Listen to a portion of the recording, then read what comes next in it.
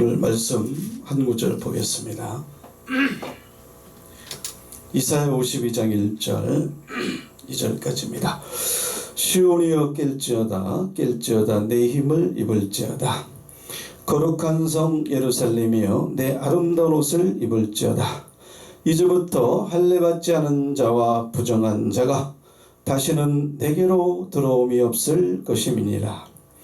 너는 티끌을 떨어버릴지어다 예루살렘이여 일어나 보좌에 앉을지어다 사로잡힌 딸 시온이여 내 목의 줄을 스스로 풀지어다. 아멘. 네, 하나님의 말씀은 어떤 것보다도 그 최고의 가치를 가지고 있습니다. 말씀이 하나님이시기 때문에 그렇습니다.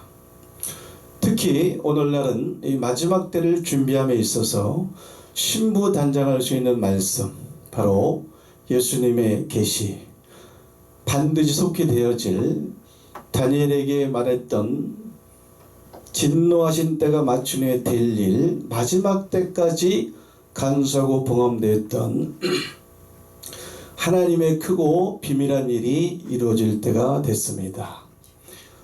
그래서 우리가 이 말씀으로 깨어 있어야 됩니다. 이 말씀도 이 이사야 52장 1절 이사야가 기록했지만 장래 세대를 위해서 기록된 말씀이고 후일에 당할 예언의 말씀으로서 우리에게 이루어질 말씀이기 때문에 우리가 이 말씀을 통달해야 됩니다. 하나님의 말씀의 높이와 깊이는 측량할 수가 없지만 주님은 그것을 어떠함을 깨닫고 깨어나기를 원하십니다.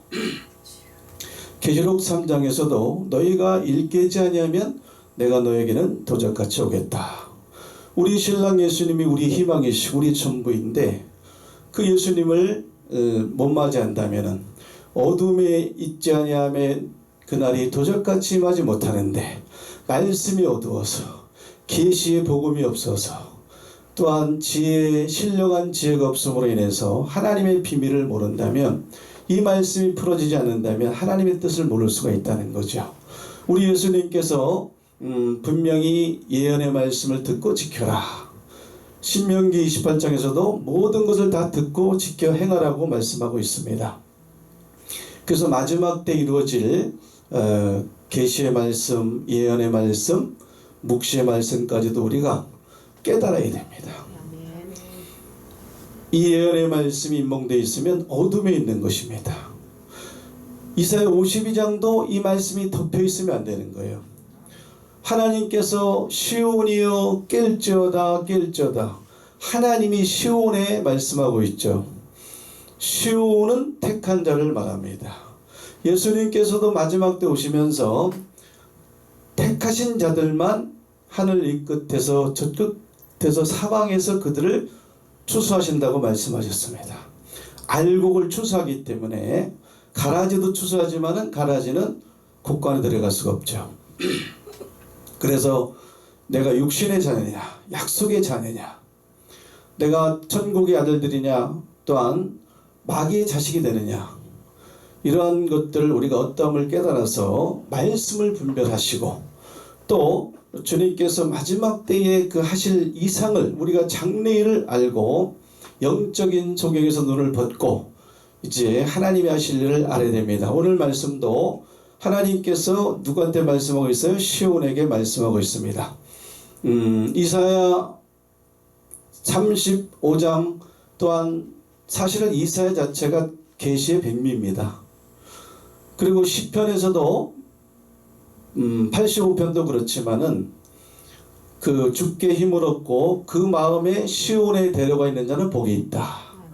저희가 힘을 얻고 더 얻어서 하나님 앞에 나아간다고 말씀하고 있거든요. 거기서도 분명히 시온에 데려가 있어야 된다. 오늘 말씀 보니까 시온에 대해서 나오잖아요. 시온이여 깰지어다 깰지어다. 우리도 깨어나야 되겠지만 하나님이 이 택한 자에게 말씀하고 있습니다. 또 이사야 60장에서도 하나님의 영광이 빛이 어디에 임합니까? 시온에 임하시죠. 그죠? 오직 내에 임하는 거지 열방에 임하는 게 아닙니다. 오히려 열방들은 캄캄함이 만민을 가지고 있어요. 마치 수건을 쓰면 앞을 못 보지 않습니까? 그러니까 율법 안에 매여 있는 거예요. 묵시가 봉해에 있으니까 사람의 계명으로만 가르침을 받기 때문에 하나님께 사실 일을 전혀 모르는 거예요. 그냥 뜻밖의 일이, 도적 같은 일이 벌어지는 거죠. 그래서 한 사람은 데려감을 당하고 한 사람은 버려둠을 당하게 되죠. 그리고 또 시온에게 내 힘을 입을지어다. 또 시온을 다른 말씀으로, 다른 내용으로, 다른 이름으로 말씀하고 있습니다. 거룩한 성 새 예루살렘이요. 우리가 예루살렘의 이스라엘 수도가 예루살렘이죠, 그죠? 우리가 문자적인 육적인 이스라엘은 잘 압니다, 그죠? 그러나 이것은 영적인 이스라엘을 두고 말하는 거죠. 로마서 2장 28절 보면 표면적 유대인이 유대인이 아니고 이면적 유대인인데 마음의 할례를 받으라 이거죠.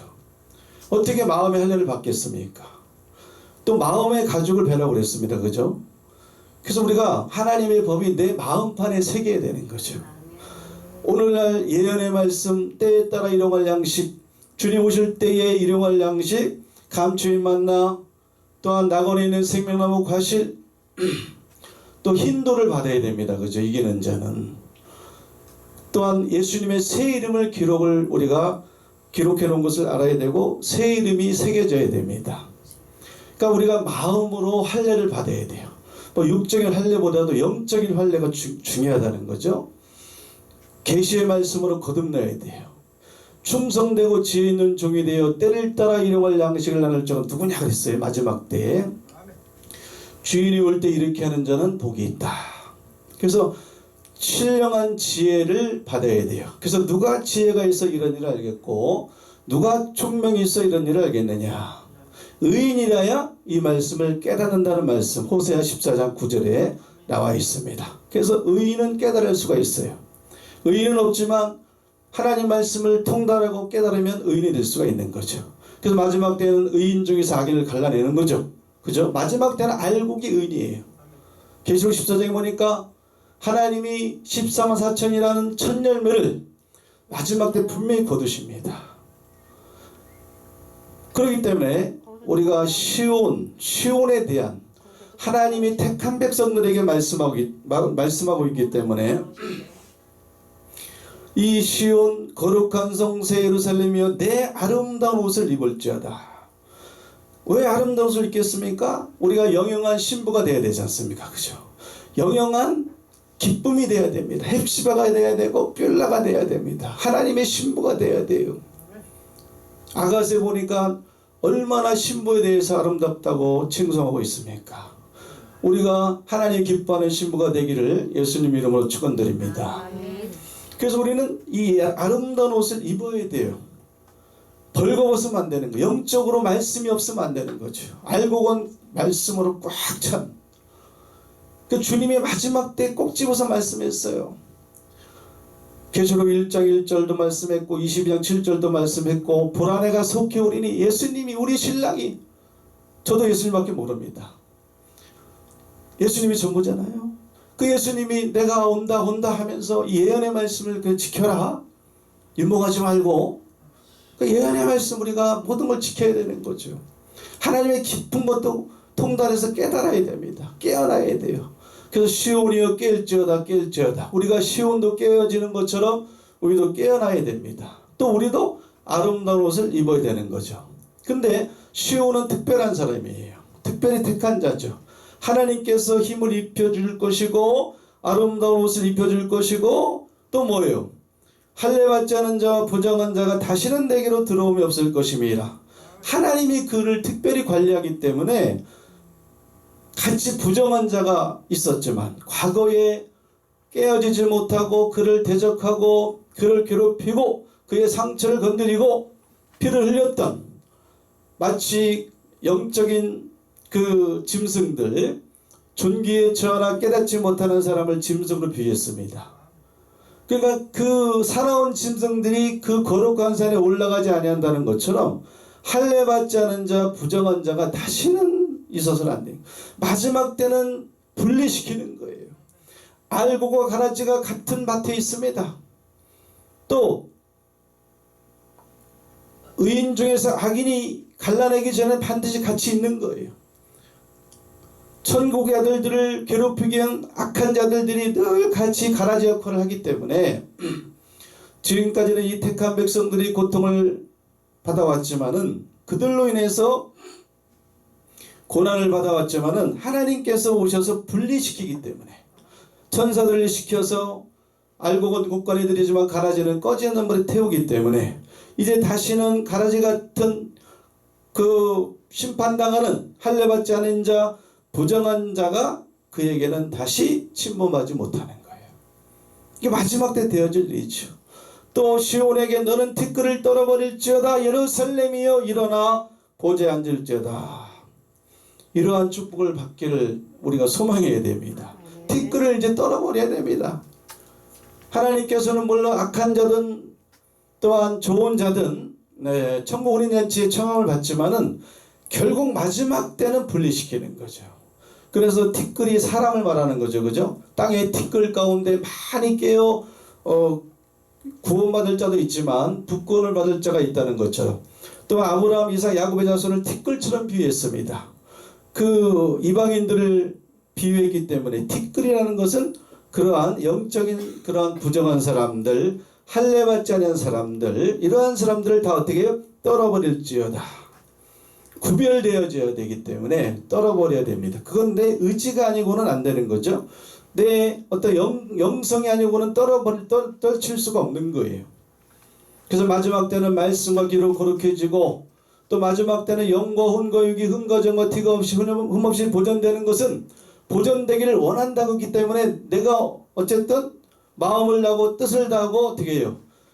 주의 일에 힘쓰는 자가 되어야 됩니다. 말씀을 가까이 하고 기도를 통해서 하나님의 거룩성을 우리가 거룩한 형상을 우리가 닮아야 될 줄 믿습니다. 그 티끌을 떨어버릴지어다 예루살렘이여 일어나 보좌에 앉을지어다 사로잡힌 딸 시온이여 내 목의 줄을 스스로 풀지어다 그랬습니다.